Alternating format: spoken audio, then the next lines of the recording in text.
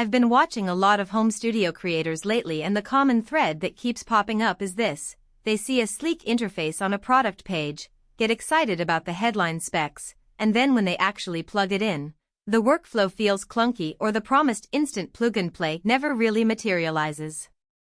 That's the exact kind of disappointment I'm trying to steer you clear of today. Link is in the description if you want to check the product details on Amazon. So let's talk about the Universal Audio x8p Heritage Edition. It's positioned as the flagship for serious project studios, promising elite-class analog-to-digital conversion, 6 UAD DSP chips, and a seamless tie-in with the Luna recording system.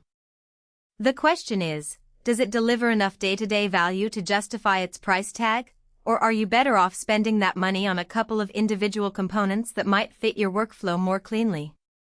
First, who should even consider an interface like this?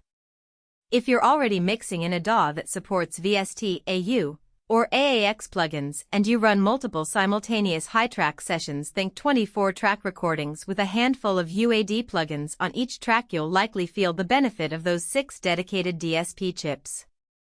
They let you run classic preamp emulations, compressors, and reverbs without taxing your computer's CPU, which is a real advantage when you're deep in a mix that includes analog-modeled channels from Neve, API, and SSL.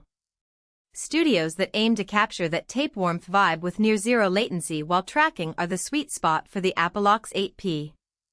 The Luna integration also makes sense if you're comfortable staying within the Universal Audio ecosystem, because it gives you one unified environment for recording, editing, and mixing without needing to bounce between third-party applications.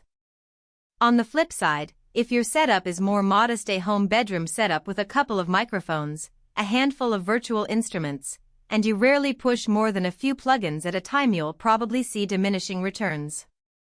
The extra DSP horsepower becomes a luxury you don't really need, and the 38 inches of rack space the unit occupies can feel wasteful when you could fit a smaller, more portable interface next to your laptop.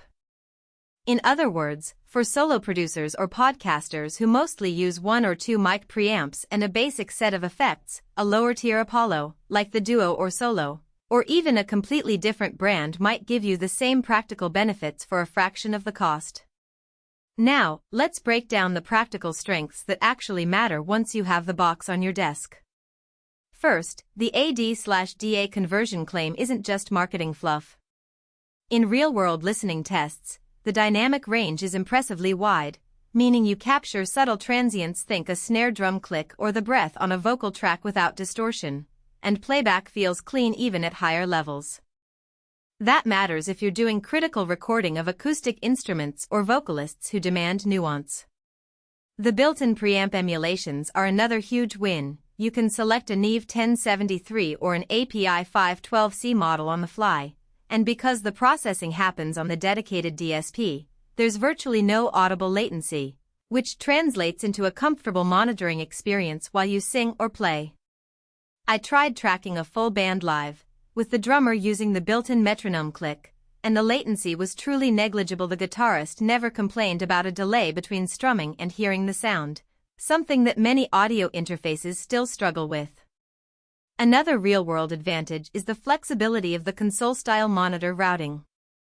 The switchable plus 24 dB and plus 20 dB outputs let you match the levels of your existing studio monitors or connect directly to a mixing console without needing external line-level converters. In a semi-professional environment where you might have multiple outboard gear like hardware compressors or external EQs, the ability to route signals cleanly and maintain pristine signal integrity is a practical day-to-day benefit you won't notice in a spec sheet but will feel in the workflow. That said, there are some hidden trade-offs you need to be aware of. The first is the learning curve. Luna is powerful, but it's a full-featured DAW in its own right. If you're accustomed to staying in Ableton Live, Pro Tools, or Logic, you'll spend a few hours just figuring out how to move a session between Luna and your primary DAW. The integration is technically solid, but the UI isn't exactly intuitive for newcomers, which can slow down your creative flow the first few times you fire it up. Second, the hardware itself requires robust power and cooling.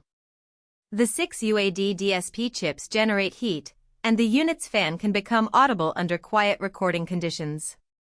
In a tightly insulated room, you might hear that faint whir, which could be a distraction when recording delicate acoustic sources.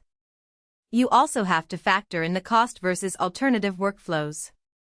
The Apple X8p isn't cheap, and the Heritage Edition adds a boutique aesthetic with a brushed metal front panel that looks great in a studio, but that doesn't add any functional advantage.